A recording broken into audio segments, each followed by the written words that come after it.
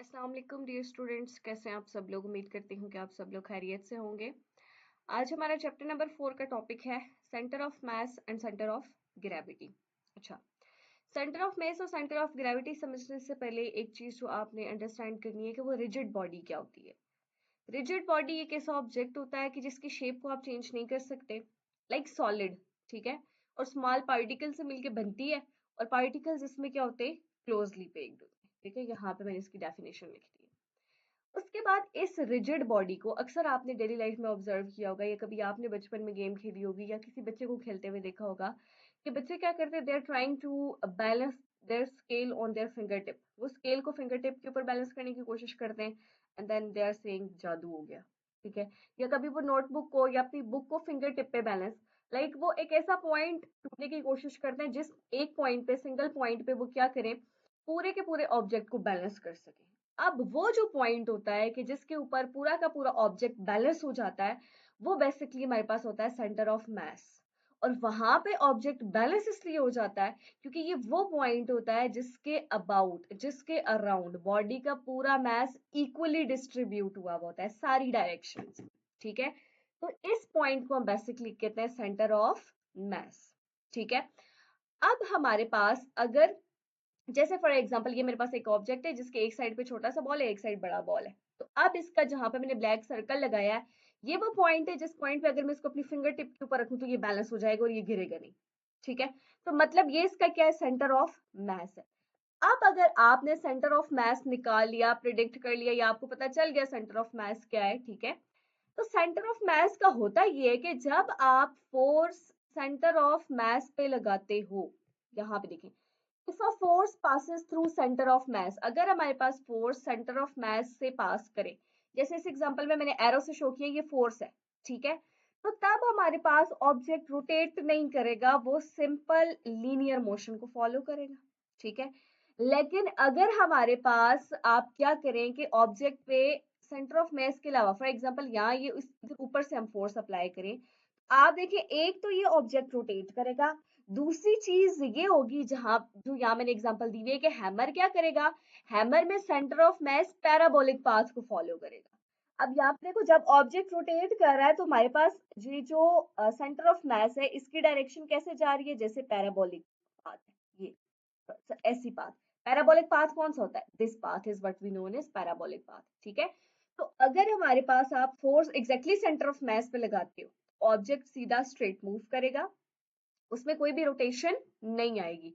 लेकिन अगर आप उसके किसी और पॉइंट पे फोर्स लगाते हो, उसके ऊपर फोर्स लगाते हो, तो हमारे पास ऑब्जेक्ट क्या करेगा, ये सेंटर ऑफ मास हमारे पास पैराबोलिक पाथ को फॉलो करेगा और ऑब्जेक्ट रोटेट कर सकता है। ठीक है, इसी तरह से यही पॉइंट जब आप अर्थ पे रहते हो, जहां पे ग्रेविटी चेंज नहीं हो रही, अर्थ की सेम ग्रेविटी है, तो तब हमारे पास इसको हम सेंटर ऑफ ग्रेविटी भी कहते हैं, कि जहां पे इंटायर वेट, बॉडी का सारा वेट एक्ट कर रहा होता है। ठीक है, तो जब आप यूनिफॉर्म ग्रेविटी में हो, मतलब एक ही किसी ऑब्जेक्ट की ग्रेविटी के अंडर होते हो, तो तब हमारे पास सेंटर ऑफ ग्रेविटी और सेंटर ऑफ मास सेम होते हैं।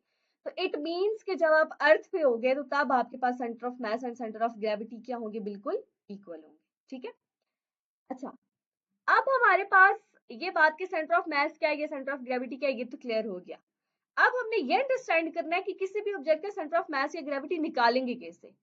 अब हमारे पास जो सिमेट्रिकल ऑब्जेक्ट्स होते हैं, जैसे बॉक्स है, क्यूब है, स्फीयर है, सिलेंडर है, कोन है, इनका जो सेंटर ऑफ मास होता है वो सेंटर में होता है, लाइक ये इसका ये है, इसका ये है, इसका ये है, इसका ये तो हमें वेल नोन है, मिड पॉइंट।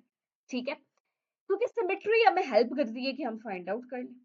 लेकिन अगर हमारे पास क्या हो, इरेगुलर ऑब्जेक्ट, फॉर एग्जांपल ये मेरे पास है एक ऑब्जेक्ट, इस सेंटर ऑफ मास में कैसे लोकेट करूंगी, इसके लिए हम यूज करते हैं हैंगिंग मेथड। हैंगिंग मेथड ये होता है कि आप क्या करें, इस ऑब्जेक्ट को 3 डिफरेंट पॉइंट से हैंग करें। फॉर एग्जांपल पहले मैंने इसको इस जगह से हैंग किया, फॉर एग्जांपल इस जगह से मैं क्या करूंगी, स्ट्रेट लाइन ड्रॉ करूंगी। फिर फॉर एग्जांपल मैंने इसको इस पोजीशन से हैंग किया, अब यहां से मैं स्ट्रेट लाइन एक ड्रॉ कर लूंगी। लेट्स सपोज कि अब मैंने इसको इस पोजीशन से किया, तो अब मैं यहां से क्या करूंगी, एक स्ट्रेट लाइन ड्रॉ करूंगी, जहां से हैंग करूंगी वहां से एक स्ट्रेट लाइन ड्रॉ करूंगी। वो पॉइंट जहां पे ये तीनों लाइंस मीट करेंगी, हम कहेंगे कि ये उसका क्या है, सेंटर ऑफ ग्रेविटी है। ठीक है, सिमेट्रिकल ऑब्जेक्ट्स का वेल नोन है, जो हमारे पास अननोन या इररेगुलर शेप्स हैं उनको आप हैंगिंग मेथड से फाइंड करेंगे, ठीक है। अब जो हमारे पास सेंटर ऑफ ग्रेविटी, आप उसको चेंज भी कर सकते हैं। कैसे? अगर आप किसी भी बॉडी की ओरिएंटेशन या डायरेक्शन को बदलें, ओरिएंटेशन क्या होती है? डायरेक्शन। फॉर एग्जांपल, अगर आपने अपना बाजू ऐसे सीधा स्ट्रेच किया हुआ है तो सेंटर ऑफ ग्रेविटी में इसके इनसाइड लाई करेगा। लेकिन अगर आपने बाजू को ऐसे बेंड कर लिया है, अब सेंटर ऑफ ग्रेविटी क्या करेगा? शिफ्ट कर जाएगा out of the body, outside shift कर जाएगा, ठीक है। वीकेंड में इस टॉपिक की प्रैक्टिकल वीडियो में लाजमी अपलोड करूंगी, आप लोगों ने लाजमी उसको देखना है कि अभी ये कि आपको ये कंसेप्ट क्लियर हो जाए, सेंटर ऑफ मास क्या होता है, सेंटर ऑफ ग्रेविटी क्या होती है। अगर ये एग्जाम में आ जाए तो आपने इसको किस तरह से अटेम्प्ट करना है और उसके नोट्स किस तरह से बनाने हैं। सो वहां पे एटलीस्ट हम 5 एक्सपेरिमेंट्स करेंगे ताकि आपको क्लियर हो जाए कि आप सिमेट्रिकल ऑब्जेक्ट का सेंटर ऑफ मास या ग्रेविटी कैसे फाइंड करते हैं, इरेगुलर ऑब्जेक्ट का सेंटर ऑफ मास या ग्रेविटी शिफ्ट कैसे हो जाता है, ठीक है, आउटसाइड द बॉडी कैसे लाई करता है, ठीक है। तो आपने मस्ट उस वीडियो को वॉच करना है। उसके बाद हमारे पास कि सेंटर ऑफ मास किस पर डिपेंड करता है? मास पर डिपेंड करता है, मास डिस्ट्रीब्यूशन पर, ग्रेविटी वेट डिस्ट्रीब्यूशन पे, सेंटर ऑफ ग्रेविटी, ठीक है। ये कहाँ पे डिफरेंट होता है? जहाँ पे ग्रेविटी यूनिफॉर्म नहीं है। जैसे आप किसी स्पेस में चले जाओ, मैसिव ऑब्जेक्ट यानी मून के पास हो, ठीक है, सन के पास हो, ऐसे मैसिव ऑब्जेक्ट्स के पास जाओ जहाँ पे ग्रेविटी यूनिफॉर्म ना रहे, वहां पे सेंटर ऑफ मास और ग्रेविटी क्या हो जाते हैं? डिफरेंट, ठीक है। सो समरी हमारी ये रहेगी कि सेंटर ऑफ मास क्या होता है? वो पॉइंट जहां पे पूरा का पूरा मास क्या हो जाए? बैलेंस हो जाए। ये सेंटर ऑफ ग्रेविटी भी यही है, ठीक है। सिमेट्रिकल ऑब्जेक्ट्स का सेंटर में होता है, इररेगुलर ऑब्जेक्ट्स का हम हैंगिंग मेथड से फाइंड करते हैं। सेंटर ऑफ ग्रेविटी शिफ्ट हो सकता है, चेंज हो सकता है, किस पर डिपेंड करेगा? डायरेक्शन ऑफ एन ऑब्जेक्ट पे डिपेंड करेगा, ठीक है। अर्थ पे अगर आप होते हैं जहां पे ग्रेविटी सेम है, यूनिफॉर्म है, तो वहां पे सेंटर ऑफ मास और ग्रेविटी सेम है। लेकिन अगर आप नॉन यूनिफॉर्म ग्रेविटी में चले जाएं जहां पे ग्रेविटी सेम नहीं है, वहां पे सेंटर ऑफ मास और सेंटर ऑफ ग्रेविटी डिफरेंट होंगे। आई होप कि ये छोटा सा टॉपिक आपको क्लियर हो गया होगा।